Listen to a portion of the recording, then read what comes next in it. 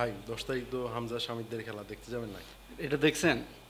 Sold out আমিও ticket. তো এই হাইপের জিনিস, মানে চিন্তা করেন ফুটবল আমিও তো ম্যাচে, টিকিট পাচ্ছি না, কি একটা ফুটবল অবস্থা। ম্যাচের জন্য, বাংলাদেশ ফুটবল ম্যাচের জন্য মানে ফার্স্টে তো হচ্ছে ক্র্যাশ করছে ওয়েবসাইট, এরপর আমি সোল্ড আউট, টিকিট পাবো কোথেকে? ও আচ্ছা, আমরা তো শোর মধ্যে আছি। আয় হায়। দর্শক স্বাগতম ক্রিক ফ্রেন্ডের নিয়মিত আয়োজন টোটাল ইম্প্যাক্টে। আমি সৈয়দ সামি আছি আপনাদের সঙ্গে। কাল থেকেই শুরু হচ্ছে বাংলাদেশ এবং পাকিস্তানের মধ্যকার টি-20 সিরিজটা। এটা নিয়ে কথা বলার জন্য হাজির হয়েছি। কিন্তু বাংলাদেশের ফুটবলের যে উন্মাদনা, সেটা কিন্তু ক্রিকেটের জনপ্রিয়তা একটু হলেও কমিয়ে দিচ্ছে। এগুলো নিয়ে কথা বলবো। আমার সঙ্গে আছে মোহাম্মদ সাদমান। সাদমান, স্বাগতম। ধন্যবাদ। বাংলাদেশে একটা সিরিজ, এখন কিন্তু মানুষজন ক্রিকেটের চেয়ে ফুটবল নিয়ে বেশি আলোচনা করছে। আপনার কি মনে হয় যে মানে বাংলাদেশের ক্রিকেটের আমেজটা কিছুটা হলেও একটু ডাউনফল হচ্ছে? কিছুটা না, অনেকটাই ডাউনফল হয়েছে। বাংলাদেশের ফুটবল এত মানে এখন একটা হাইপের মধ্যে আছে বা ভালোর দিকে যাচ্ছে, এটা বাংলাদেশের জন্য ভালো ব্যাপার, এমন না যে এটা খুব খারাপ হচ্ছে। কিন্তু কথা হচ্ছে যে ক্রিকেটটা আমরা কিন্তু অনেক আগানো ছিলাম, সেই জায়গা থেকে আসলে অনেকটাই পিছিয়ে আসছি। খেলার পারফরমেন্স বলুন, বোর্ডের বিভিন্ন সমস্যার কথা বলুন, সব কিছু নিয়ে কিন্তু খেলা থেকে পিছিয়ে আসছি। আমরা লাস্ট ইউএইর কাছে টি-20 সিরিজ হেরেছি, মানে এর চেয়ে ডাউনফল আসলে আর কী হতে পারে, সেটা এখন হচ্ছে অনেক বড় বিষয়। এই যে ফুটবল নিয়ে তো মাতামাতি, বাংলাদেশ সিঙ্গাপুরে খেলা হবে 10 তারিখে, মানুষকে আপনি জিজ্ঞেস করলে সবাই কিন্তু এটা নিয়ে এখন কথা বলছে। আমিও কিন্তু এটা নিয়ে আসলে কথা বলছিলাম দেখেই শোয়ের আগে এটা নিয়ে আলোচনা করছিলাম যে কি হবে না হবে, হামজারা আসছে। এই যে হাইপটা, এটা কিন্তু মানে ক্রিকেটের জন্য অলরেডি সেট ছিল। আমি একটা জিনিস বলি যে বাংলাদেশের ক্রিকেটটা জনপ্রিয়তাটা যেই পর্যায়ে ছিল, এটাকে আসলে দ্বিগুণ তিনগুণ পর্যায়ে নিয়ে যাওয়া সম্ভব ছিল। বাংলাদেশ প্রিমিয়ার লিগ এমন একটা টুর্নামেন্ট, আমরা আইপিএলের পর দ্বিতীয় সেরা টুর্নামেন্ট হিসেবে দাবি করতাম। এটা ডাউনফল হতে হতে এখন আর বিপিএল এর নাম শুনলে মানুষ আর আসতে চায় না, এমন একটা পর্যায়ে হাসাহাসি হয়। বাংলাদেশ এবং পাকিস্তানের মধ্যকার সিরিজটা অনেক হাইপের হতো, বাংলাদেশ যদি পারফর্মটা ওইভাবে করতে পারতো। আমরা তো দেখলাম যে লাস্ট পাকিস্তান সুপার লিগটা তারা কত মানে সমস্যার মধ্যেও খুবই ভালোভাবে আয়োজন করেছে, একদম শেষ করেছে। সেখান থেকে ভালো ভালো প্লেয়ার যারা পারফর্ম করেছে তাদের নিয়ে পাকিস্তান কিন্তু স্কোয়াডটা সাজিয়েছে। আমরা কিন্তু সেই ফর্ম নেই, এরকম একজন ক্রিকেটারকে আমরা ক্যাপ্টেন্সি দিয়েছি, লিটন কুমার দাস। সংযুক্ত আরব আমিরাতের বিপক্ষে পর্যন্ত রান করতে পারেনি এমন একজন আমাদের ক্যাপ্টেন। তিনি আসলে বাকি যারা দলে আছেন তারা পারফর্ম করতে পারছেন না, তাদেরকে তিনি আসলে কি বলবেন? না সেটাই, মানে লিডার যদি আপনার মানে ঠিকমতো না খেলে বা ফর্ম না থাকে, তখন কিন্তু পুরো টিমকে আসলে মোটিভেট করার মতো কেউ থাকে না, বা অন্যরাও কিন্তু ওইভাবে আসলে খেলার জন্য ইয়াটা পায় না। কিন্তু এর চেয়ে মানে বড় বিষয় হচ্ছে যে মানে এর আগে দেখেন আপনি যে ওয়েস্ট ইন্ডিজের সাথে আমরা টি-20 সিরিজ জিতে এসেছি, এরপরে কয়েকদিন পরেই 6 মাসের মাথায় আপনি বা 4-5 মাসের মাথায় আপনি ইউএইর কাছে টি-20 সিরিজ না, আপনি এর আগে দেখেন বাংলাদেশ প্রিমিয়ার লিগে কিন্তু খেলে গেছেন প্রত্যেকটা ক্রিকেটার, তারপর ঢাকা প্রিমিয়ার লিগে খেলেছেন, তারা ক্রিকেটের মধ্যেই ছিলেন। তারপর কিন্তু বাংলাদেশে এরকম পারফরমেন্সটা কিন্তু বাংলাদেশের ঘরোয়ার অবস্থাও তো বেশি একটা ভালো না, যে আপনি এগুলোর ভিতরে থাকলেও যে তারা খুব ভালোভাবে খেলছে না, বা ঘরোয়াতে পারফর্ম করলে সেটাতেও কিন্তু অনেকেই সেটাকে আসলে গণায় ধরে না। সো এই প্র্যাকটিসটার চেয়ে ইন্টারন্যাশনালি যেই মানে ডাউনফলটা, আপনি আসলে এটা আসলে জাজ করবেন কিভাবে? ইউএইর কাছে ইউএই যেভাবে খেললো, একটা ম্যাচিউর টিম যেভাবে খেলে, একটা প্ল্যান ওয়াইজ যেভাবে খেলে সেভাবেই কিন্তু খেলেছে। কিন্তু আপনি দেখবেন যে বাংলাদেশের প্লেয়াররা হারার পরে আবার মেজাজও হারাচ্ছে। আপনি দেখেছেন নিশ্চয়ই লাস্ট ম্যাচটার মধ্যে দর্শকও ফার্স্টে প্রভোগ করেছেন, কিন্তু এগুলো আসলে দর্শকরা করবেই। যখন আপনি পারফর্ম করতে পারবেন না, তখন আপনার এগুলো শুনতে হবে। উচিত আসলে ক্রিকেটারদের মাঠেই প্রমাণ করা, হ্যাঁ সেটাই পারফরম্যান্স দিয়ে প্রমাণ করা। এর বাইরে আসলে ক্রিকেটারদের এই ফ্যান বেসরাই কিন্তু আপনার এই যে দেখেন দুবাইয়ে যখন খেলা হচ্ছে বা অন্য কোথাও খেলা হচ্ছে, তাদের কষ্টের টাকা দিয়ে টিকিট কিনে তারা কিন্তু এই বাংলাদেশের খেলায় দেখতে যাচ্ছে। কিন্তু এই যে কষ্টের যে ফলটা, এটা কিন্তু বাংলাদেশ ক্রিকেট টিম মাঠে দিতে পারছে না। ইউ এর কাছে যদি জিততো বাংলাদেশ, এতেই কিন্তু তারা খুশি মনে বাড়ি যেত। ইউ এর কাছে জিতছে, এটার জন্য তারা কিছু মনে করতো না, কিন্তু সেই ইউ এর কাছেই তারা আসলে পারছে না। এখন সামনে কালকে থেকে পাকিস্তান সিরিজ শুরু হচ্ছে। পাকিস্তানও তুলনামূলক একটা ইয়াং টিম, বড় বড় প্লেয়াররা অনেকেই নেই, শাহিন নেই, বাবর আজম, রিজওয়ান নেই। আমাদেরও কিন্তু মুস্তাফিজ নেই, তাসকিন নেই, সৌম্য সরকার শিখে গেছেন, নাহিদ রানাকে যে হাইপ ছিল সেই নাহিদ রানাও কিন্তু উইথড্র করেছেন।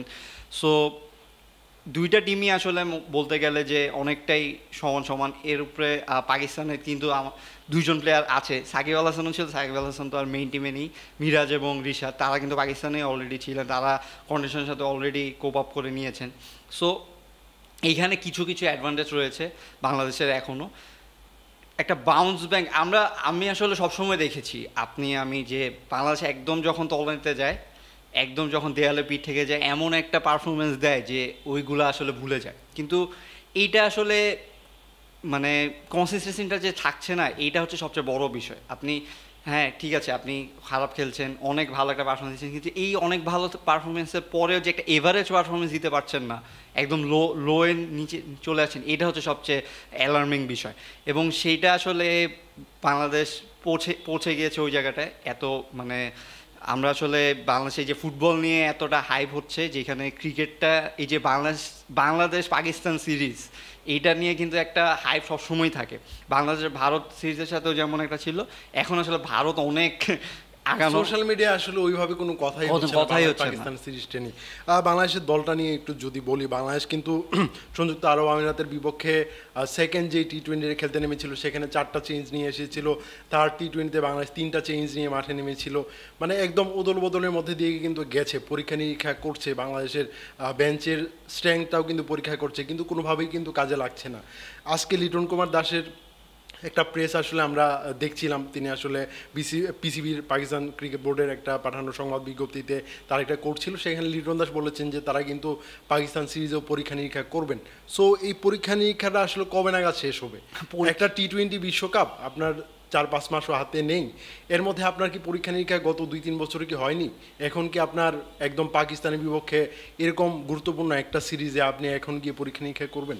না, এখন সামনের বছর যেহেতু ওয়ার্ল্ড কাপ, এখন থেকে পরীক্ষা নিরীক্ষা করা যায়। আমার কথা হচ্ছে যে করা যায়, কিন্তু আপনার তো আসলে রেজাল্ট আসছে না কাউকে দিয়ে। আপনি বেঞ্চ বলছেন যে আপনি বেঞ্চ পরীক্ষা করবেন, স্ট্রেনটা পরীক্ষা করবেন, কিন্তু আপনার বেঞ্চের স্ট্রেংথ তো নেই, আপনার তো মূল টিমের স্ট্রেংথই এখন নেই। আপনি বেঞ্চ পরীক্ষা করবেন কি? আপনার যেই মূল টিম আসলে বেস্ট 11 থাকার কথা, সেই বেস্ট 11কেই আসলে দাঁড়াতে হবে এখন। মানে আপনার এই যে 3টা ম্যাচে বেস্ট 11 কম্বিনেশন কি, সেটা একটা বের করতে হবে। সেটার জন্য আপনার মানে পরীক্ষা নিরীক্ষার যে অত সুযোগ আছে, আমার মনে হয় না আছে। আর আমার মনে হয় যে তাসকিন আহমেদ, মুস্তাফিজুর রহমান সিরিজটাতে নেই। দলের যে বোলিং লাইন আপটা আছে, শরীফুল ইসলাম, তানজিম হাসান, সাকিব, খালেদ নেওয়া হয়েছে, তারা যদি নর্মালি ম্যাচও খেলেন, এটা কিন্তু পরীক্ষা নিরীক্ষা হয়ে গেল যে আমাদের মূল 2জন পেসার বাদে এই বাকি 3জন পেসার কেমন করেন। ঠিক আছে, বাংলাদেশের ওপেনিং এর কথা ধরতে পারেন, সেখানে কিন্তু সৌম্য সরকার কিন্তু ছিটকে গেছেন ইনজুরির কারণে। একাদশে কিন্তু তার খুব একটা সুযোগ হচ্ছে না। পারভেজ হোসেন ইমন যেহেতু সেঞ্চুরিটা পেয়েছেন এবং তানজিদ হাসান তামিমও ভালো ছন্দে আছেন, তাদেরকে ওপেনিং এ খেলানো হোক। আমরা সেঞ্চুরির পরে কিন্তু আবার তাকে ড্রপ করা হয়েছিল, কিন্তু আবার ডাক মেরেছেন। মানে কিন্তু এই যে পরীক্ষা নিয়ে হচ্ছে, এই যে পরীক্ষা নিয়ে টানা, এই যে তামিম এবং ইমন টানা 10টা ইনিংস খেলুক, এরপরে ফার্স্ট ডাউনে লিটন যদি খেলে লিটন খেলুক, এই কম্বিনেশন, বা শান্তকে দিয়ে খেলালে শান্ত খেলুক। আপনি 5 মাস আগেও যদি না জানেন, লিটন কুমার দাস আমার মনে হয় না মেন্টালি প্রিপেয়ার্ড আছেন টি-20 ওয়ার্ল্ড কাপে ওপেনিং করার জন্য। তিনি আসলে এই সিরিজটাতেও যদি আমি যদি দেখি যে লিটন কুমার দাস একটা ম্যাচে ওপেনিং করেছেন, আমার মনে হয় যে ওপেনার আছেন তাদের প্রতি একটা অবিচার হবে। লিটন কুমার দাস তিনি নিজেও জানেন যে টি-20 বিশ্বকাপে তিনি আসলে ওপেনিং করতে পারবেন না, যেহেতু এখানে কন্টেন্ডার আছেন 3-4 জন, সৌম্য সরকার, তানজিদ হাসান তামিম, পারভেজ হোসেন ইমন, আপনি তাদেরকে আসলে বসিয়ে রাখতে পারবেন না, সেই বিলাসিতা করার আপনার সুযোগ নেই। কিন্তু তারা তো রাখছে, মানে তারা আসলে যে পরীক্ষা নিরীক্ষার নামে এক ম্যাচ জিতার পরে ড্রপ করেছে এবং সেটার আসলে মাসুল দিতে হয়েছে। কিন্তু আমার কাছে মনে হয় যে বাংলাদেশ টিম আসলে একটা ফ্লেক্স দেখাতে গিয়েছিল যে আমাদের সেঞ্চুরি করেছে, তাকে আমরা বসিয়ে আমরা ওই টিমটা খেলে ম্যাচ জিতেছি। শান্তকেও কিন্তু বসানো ছিল, শান্তকে তারা দলে নিয়েছিল, কিন্তু শান্ত কিন্তু ওইভাবে পারফর্ম করতে পারেনি। এখন শান্ত আসলে আমাদের অনেক বড় একটা সেটব্যাক, কারণ শান্তর উপরে এত ইনভেস্ট করা হয়েছে, শান্তকে ক্যাপ্টেন করা হয়েছিল, শান্ত আমাদের 3-এর ব্যাটার ছিল। তিনি যে মানে এত কম সময় সার্ভিস দিবেন বা এত কম সময়ে তার ফর্মটা এত বাজেভাবে হারাবেন, সেটা কিন্তু বাংলাদেশকে অনেক ভোগাচ্ছে।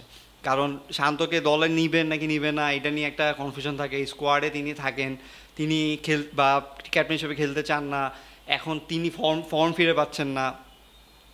এই যে 3 নাম্বার ব্যাটারটা একটা সংকট টপ অর্ডার একটা সংকট, এইটা কিন্তু অনেক দিন ধরেই চলছে। মানে এই যে ওপেনিংটা সেট হচ্ছে না, 3 নাম্বারে সেট হচ্ছে না। মানে ওপেনিংয়ে তামিম দেখবেন যে ইকবাল- আপনি আমি- এই দুইজন যদি খেলে, একজন না একজন ফ্লপ করে, আবার একজন হয়তো ভালো খেলে, কিন্তু একটা ভালো একটা পার্টনারশিপ, আপনার 50-80 রানের একটা পার্টনারশিপ হবে ওপেনিং, এই জিনিসটা কিন্তু হচ্ছেই না, হচ্ছে না।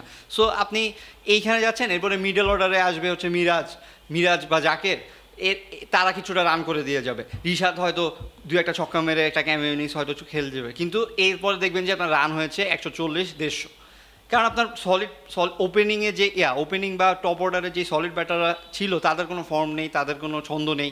সো এই মানে জোড়াতালি দেওয়া ইনিংস বা দিয়ে এগুলো আপনি আসলে গ্লোবাল টুর্নামেন্ট তো বাদই, আমরা তো আসলে প্রমাণ করে দিয়েছি যে ইউএর কাছে আমরা এই পারফরমেন্সের জন্য হেরেছি। আর আমি আসলে বোলারদের পারফরমেন্স নিয়ে খুবই হতাশ। সংযুক্ত আরব আমিরাতের বিপক্ষে তানজিম হাসান সাকিব যেভাবে বল করেছেন, রিশাদ হোসেন তিনি আসলে গা ছাড়া বোলিং করেছেন, এগুলো আসলে খুবই দৃষ্টিকটু। কিন্তু তাদের পারফরমেন্স অবশ্য করা উচিত আমার মনে হয় পাকিস্তান বিপক্ষে সিরিজটা। লাকিলি আমাদের নতুন পেস বোলিং কোচ এসে পড়েছে শন টেট, তিনি হয়তো এখন পেসার যারা আছেন তাদের নিয়ে কাজ করবেন।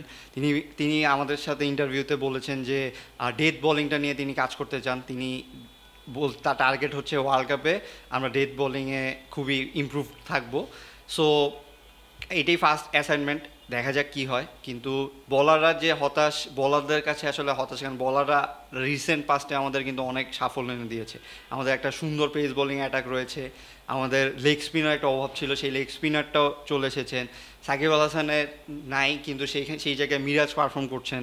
সো এই জিনিসগুলো আসলে মানে আপনার ডটগুলা, পেসারদের ডট বা এরা একদিকে পারফর্ম করছিল, এদেরকে সাপোর্ট দেওয়ার জন্য আসলে টপ অর্ডারকে মানে পারফর্ম করতে হবে। আমি আসলে বারবার এই জায়গায় জোর দিচ্ছি, কারণ এই টপ অর্ডারটাই কিন্তু আমাদের জন্য অনেক একদম তামিম ইকবালের অপশন নেওয়ার পর থেকে আসলে আমরা দেখতে পাচ্ছি তামিম ইকবাল যে সময় থেকে টি-20 থেকে অপশন নিয়েছেন, তারপর থেকে বাংলাদেশ আসলে টি-20তে ওপেনিংটা নিয়ে সাফার করছে, ওয়ান ডাউন নিয়ে সাফার করছে। আমরা এখনও জানি না 3 নম্বরে এত বছর, 1-1.5 বছর বা 2 বছর ধরে কিন্তু নাজমুল হোসেন শান্তকে ওয়ান ডাউনে খেলানো হয়েছে। এখন আবার লিটন কুমার দাস খেলছেন। এই 3-4টা ব্যাটার যদি সেট না হয়, আমাদের মনে হয় যে বাংলাদেশের ক্রিকেটের কপালে আসলে খুবই দুর্গতি। সেটাই, মানে এখন পাকিস্তান সিরিজটা যদি ভালো খেলি, একটা ম্যাচ জিতি, সিরিজটা যদি জিততে পারি, তাহলে আসলে একটা বুস্ট আপ হবে। আমরা হয়তো আরও সামনে শ্রীলঙ্কা একটা ফুল ফ্লেজ সিরিজ রয়েছে, সেটাতেও হয়তো ভালোভাবে যেতে পারবো। কিন্তু এই পাকিস্তান দলটা যেটা আছে, তাকে আসলে হারানো সম্ভব আমার মনে হয়। পাকিস্তানও কিন্তু এখন অনেক চেঞ্জের মধ্যে দিয়ে আছে, নতুন নতুন প্লেয়ার আসছে বা এই সিনিয়র প্লেয়ার রয়েছে, তাদের উপরে তারা একটু ভরসা হারিয়েছে বা তাদের ফর্মটা নিয়ে একটু চিন্তিত তারা। সো নতুন যে টিমটা এসেছে, তাদের সাথে চাইলে পারফর্ম করা যায়। এখন দেখা যাক, পাকিস্তান দেখি আসলে সম্ভব। পাকিস্তান, ওয়েস্ট ইন্ডিজ আনপ্রেডিক্টেবল, আমরা আরো বেশি। এখন পাকিস্তানের শত্রু পাকিস্তান জিতা ম্যাচ হেরে যায়, জেনারেশন টু জেনারেশন আমরা এইভাবে দেখে আসছি। সো সেইটা একটা কথা রয়েছে, কিন্তু এছাড়া মেইন কথা আসলে এইভাবে তো একটা টিমের সাথে বিচার করে লাভ নেই, আমাদের ওভারঅলটাই আসলে এখন খারাপ অবস্থা রয়েছে। সো আমার মনে হয় যে পাকিস্তান সিরিজটা অন্তত একটা ডিসেন্ট একটা পারফরমেন্স, একটা মানে স্ট্রং একটা পারফরমেন্স যদি দেই, এই পারফরমেন্স দেওয়ার পর যদি হারিও, তাও বলা যাবে যে হারছে। কিন্তু মানে আপনি কোনো ক্লুলেসভাবে আপনি হারছেন, সেটা আসলে দেখলে এই যে দর্শক ফুটবলের দিকেই চলে যাবে, ফুটবল আমাদের এগিয়ে যাচ্ছে। সো দেখা যাক কি হয়, কালকে থেকে নতুন সিরিজ, নতুন আশা। ধন্যবাদ সাদমান আমাদের সময় দেওয়ার জন্য। দর্শক, ক্রিকফ্যানের নিয়মিত আয়োজনে আমাদের সঙ্গে থাকার জন্য ধন্যবাদ। পরবর্তী কোনো পর্বে অন্য কোনো বিষয় নিয়ে কথা বলবো, সেই পর্যন্ত আমাদের সঙ্গে থাকুন।